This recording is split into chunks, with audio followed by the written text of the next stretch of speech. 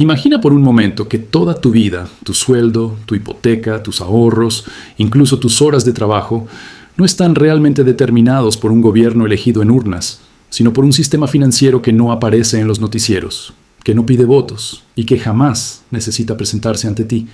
No lleva corona, no levanta ejércitos y aún así decide quién gana guerras, qué países se hunden y quién permanece pobre generación tras generación. No se oculta porque no lo necesita. El mayor truco del dinero siempre ha sido convencerte de que es neutral. Bienvenidos a El Cronista Financiero, donde la historia, el dinero y el poder convergen. Nos enseñaron que el dinero es un simple instrumento, un medidor de valor, un mecanismo de intercambio, un puente para transformar trabajo en bienes. Pero, ¿y si esa es la primera mentira? ¿Y si el dinero, desde su origen, fue diseñado como un sistema de control? No para medir valor, sino para extraerlo. No para permitir libertad, sino para administrarla. La historia de cómo ese sistema llegó a dominar el mundo no es un episodio de conspiraciones con villanos escondidos en rascacielos. Es una sucesión de siglos en los que comerciantes, reyes y banqueros aprendieron a convertir promesas en poder. Y una vez que lo lograron, el mundo nunca volvió a ser el mismo. Para entenderlo, hay que regresar al tiempo en que el dinero todavía era real, cuando la riqueza tenía peso, olor y textura. Oro, plata, sal, grano. Recursos que se podían tocar, almacenar, defender. Durante la mayor parte de la historia, el dinero representaba algo físico: tierra, trabajo, metal. Si querías más, debías ganarlo o arrebatárselo a otro. No había magia, había esfuerzo o violencia, hasta que, poco a poco, surgió una idea peligrosa. ¿Y si el dinero no tuviera por qué existir, siempre y cuando la gente creyera que existía? El primer destello de esta ilusión aparece en la China de la dinastía Song, hacia el siglo XI después de Cristo. El imperio era tan vasto que transportar monedas metálicas se volvió una pesadilla logística. Entonces, el gobierno decidió emitir papel moneda, pequeños trozos de confianza, respaldados únicamente por un decreto imperial. Funcionó. La economía se expandió, los comerciantes se enriquecieron y el flujo comercial se aceleró como nunca. Hasta que, claro, el papel empezó a multiplicarse más rápido que la confianza. Y cuando la confianza cae, el dinero cae con ella. La moneda se desplomó y el experimento fue archivado, temporalmente. Siglos después, en la Europa medieval, los mercaderes de las ciudades-estado italianas redescubrieron el poder que tenían los compromisos escritos. Transportar oro desde Génova hasta Brujas o desde Florencia hasta Constantinopla no solo era lento, era una invitación al robo. Así surgieron las primeras cartas de crédito, documentos que prometían valor en una ciudad remota. Funcionaban con la misma fuerza que el oro, pero sin el peso del oro. Y lo más importante, permitían que el papel creciera de formas que el metal jamás podría. Cada carta de crédito era una semilla de capital que podía germinar sin que nadie excavara una mina. Fue ahí donde nació la gran ilusión moderna, la separación entre el dinero y la materia. Y nadie dominó ese truco como la familia Medici. En la Florencia del siglo XV, su banco se convirtió en el corazón financiero de Europa. Financiaban a monarcas, a papas, a guerras completas. Crearon la contabilidad por partida doble, un invento que suena aburrido hasta que entiendes su alcance. Por primera vez en la historia, el dinero podía surgir en un libro contable, no en una mina. Cada préstamo era un activo. Cada deuda se transformaba en riqueza. Los Medici no solo registraban valor, lo fabricaban.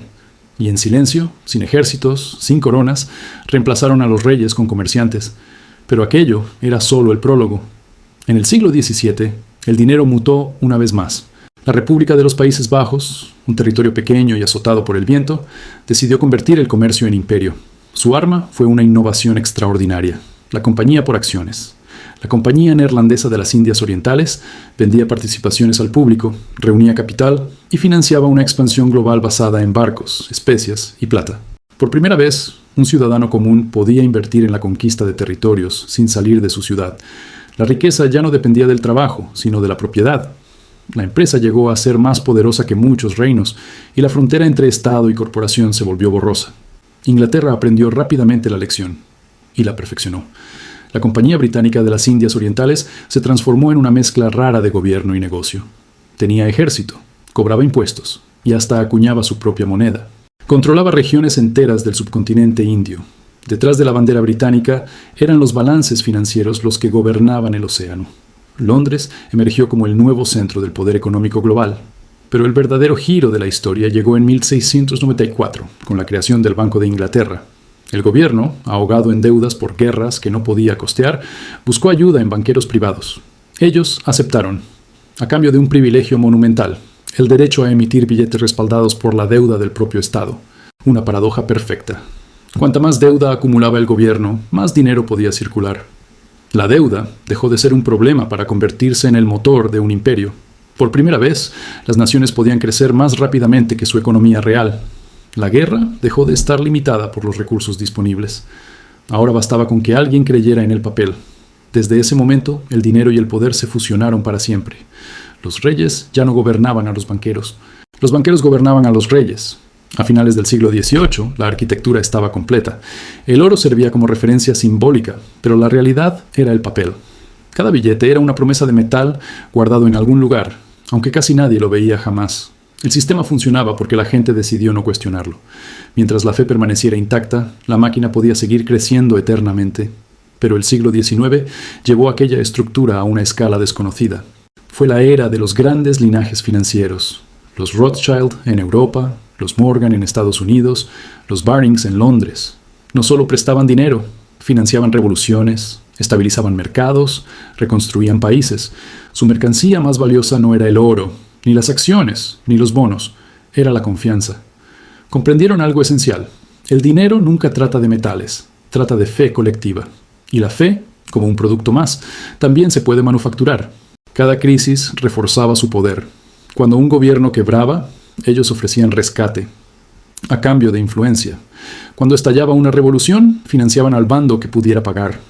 La primera globalización financiera no dependía de los barcos ni de los ejércitos, sino de los flujos de crédito. Al final del siglo XIX, el planeta seguía lleno de banderas, himnos y fronteras, pero el verdadero imperio era financiero. Los estados seguían existiendo. El poder real fluía por los pasillos silenciosos de los bancos. El siglo XX no hizo más que consolidar esa arquitectura. En 1913, los Estados Unidos, ya transformados en potencia industrial, crearon la Reserva Federal. Oficialmente era una institución pública para estabilizar la economía. En la práctica, otorgó a bancos privados el poder de emitir el dinero que usaría la población. El gobierno dejó de crear su moneda. Empezó a pedirla prestada, pagando intereses. Desde aquel momento, la política monetaria dejó de ser un instrumento de soberanía y se convirtió en un mecanismo de gestión de deuda perpetua. La democracia se transformó en administración financiera. Poco después, la Segunda Guerra Mundial volteó el tablero. En 1944, en un hotel en Bretton Woods, los líderes mundiales acordaron una nueva estructura económica internacional. El dólar estadounidense pasó a ser el eje del comercio global, respaldado por oro, mientras las demás monedas se anclaban al dólar. Sobre el papel era un sistema de estabilidad. En la realidad, era un mecanismo que convertía la política estadounidense en política global. Quien dominara el dólar, dominaría el sistema. Y luego llegó el movimiento definitivo. En 1971, el presidente Richard Nixon rompió el vínculo entre el dólar y el oro. De un día para otro, el dinero dejó de representar cualquier metal. Pasó a representar únicamente una creencia. Nació el dinero fiduciario, una moneda no respaldada por riqueza tangible, sino por fe en el emisor. El dinero se volvió una abstracción pura, y cuando el dinero se vuelve abstracto, el poder se vuelve invisible. Por primera vez en la historia, el sistema no necesitaba recursos para crecer, necesitaba crédito. Crédito para gobiernos, para empresas, para familias. Desde entonces, el mundo giró no sobre riqueza, sino sobre deuda. Las economías se expandían con préstamos. Los estados financiaban su gasto con déficit. Las corporaciones inflaban su valor con deuda barata. Las familias compraban viviendas con hipotecas interminables. La deuda dejó de ser un signo de fragilidad. Se convirtió en el pilar del sistema. Y como todo pilar, crea dependencia. Hoy lo puedes ver en tu vida diaria. Todo lo que te rodea, tu sueldo, tus ahorros, tu vivienda, tu capacidad de planificación patrimonial o de independencia económica, está construido sobre deuda. Los estudiantes piden préstamos para poder entrar al mercado laboral. Las familias se hipotecan para poder permanecer en él. Los gobiernos piden dinero prestado para sostener la ilusión de crecimiento económico. Y cuanto más endeudados están todos, más poder acumulan quienes emiten el crédito. La rueda se alimenta a sí misma. La deuda nueva paga la deuda vieja, el crédito genera más crédito y los intereses fluyen hacia las instituciones que pueden crear dinero más rápido que cualquier trabajador puede ganarlo. En esta historia del dinero no hay casualidades, hay diseño. Los dueños del sistema no se parecen a los emperadores clásicos. No llevan coronas, llevan trajes. Se reúnen en salas de consejo, no en palacios, y ejercen su autoridad no con leyes, sino con números. El Estado moderno, el mercado financiero y el Banco Central funcionan como un solo organismo. El gobierno gasta, el Banco Central imprime, los mercados se inflan y la factura llega a la población a través de esa inflación explicada siempre como un fenómeno misterioso, cuando en realidad es un impuesto silencioso. La inflación es la forma en que el sistema se financia sin pedir permiso. Es la erosión lenta del tiempo que trabajas, de tu capacidad de ahorro, de tu libertad monetaria. Es la reducción de tu riqueza sin que nadie tenga que votar nada. Nos dicen que la inflación es impredecible. No lo es. Es un mecanismo de reset. Cuando se imprime demasiado dinero, el sistema necesita borrar las deudas sin usar la palabra default. La inflación lo hace sin que nadie proteste. Penaliza al ahorrador, recompensa al endeudado, preserva el poder del emisor. Cada década, la clase media pierde un escalón, mientras los más ricos pueden resistir la marea porque poseen los activos que suben cuando la moneda baja. Es una dinámica que cualquier latinoamericano reconoce de memoria y que Europa comienza a entender, con España moviéndose entre el espejismo de la recuperación y el peso silencioso del endeudamiento público y privado. El capitalismo explicado desde sus cimientos no es un juego neutral, es un sistema con reglas muy claras, y no las escribimos nosotros. La crisis financiera de 2008 rompió la ilusión para cualquiera que quisiera mirar. El sistema colapsó bajo el peso de sus propios excesos. ¿La respuesta de los gobiernos? No castigar a los responsables, sino rescatarlos. En cuestión de días, los bancos centrales crearon billones de dólares, euros y libras, no para proteger a las familias que perdían sus casas, desde Estados Unidos hasta España, ni para evitar tragedias como el corralito argentino o las crisis bancarias latinoamericanas. No. El dinero fue creado para sostener a las instituciones que habían inflado la burbuja. Lo llamaron expansión cuantitativa. Un nombre elegante para describir la resurrección de deudas moribundas. La ilusión volvía a respirar, y la gente lo aceptó, porque no había otra opción. No puedes rebelarte contra la moneda en la que te pagan. No puedes levantarte contra el banco al que debes la casa. El sistema no sobrevive por coerción, sobrevive por dependencia. Puedes renunciar a un partido político. No puedes renunciar al dinero. Esa es la trampa del sistema. Un mecanismo tan grande, tan omnipresente, que no necesita conspirar contra ti, basta con que participes. Y mientras seguimos atrapados en esta estructura, la siguiente evolución del control ya está aquí: el dinero digital. Las monedas digitales de bancos centrales, las famosas CBDC, avanzan de forma silenciosa. Prometen eficiencia, transparencia, seguridad. También prometen algo más inquietante: un nivel de control total. Cada transacción registrada, cada compra rastreada, cada cuenta programable. Dinero que se puede congelar, redirigir o desaparecer con un clic.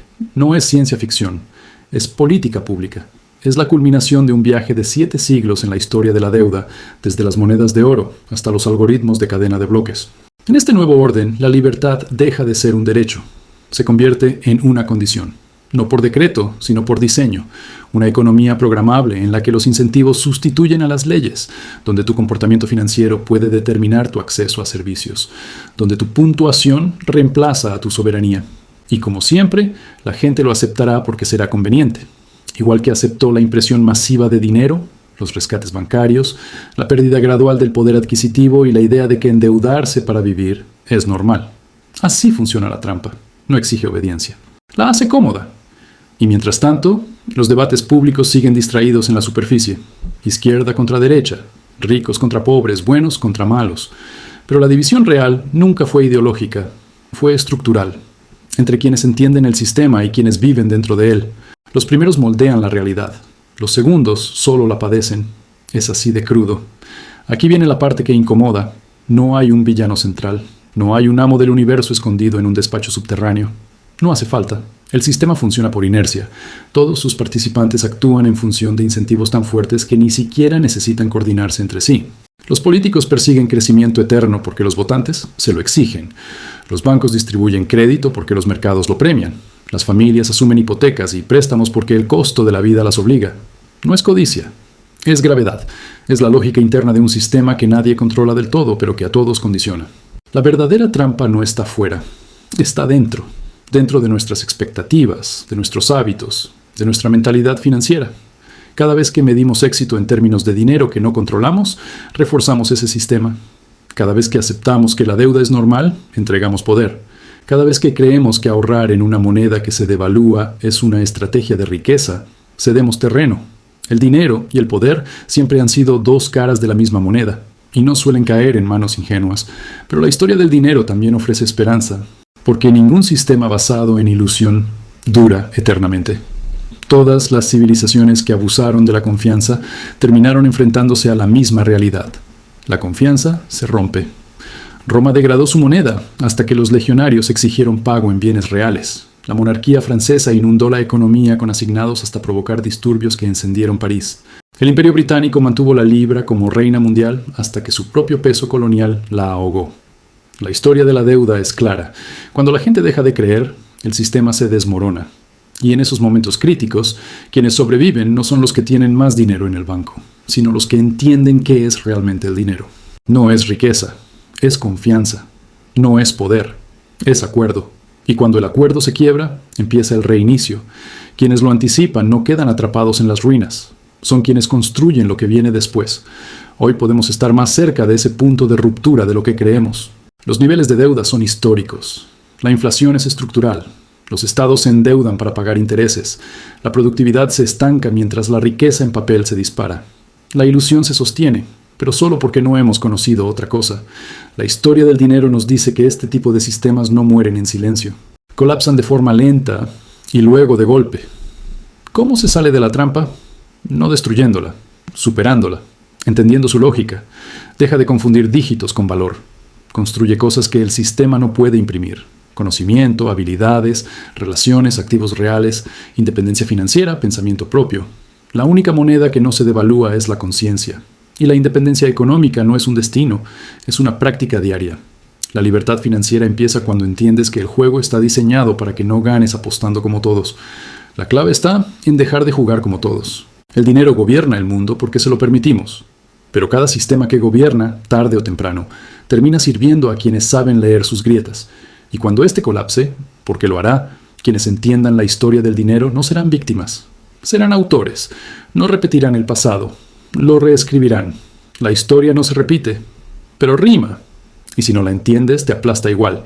Si esto cambió tu forma de ver las cosas, suscríbete. La historia tiene las respuestas y yo te mostraré los lugares donde nadie quiere que mires.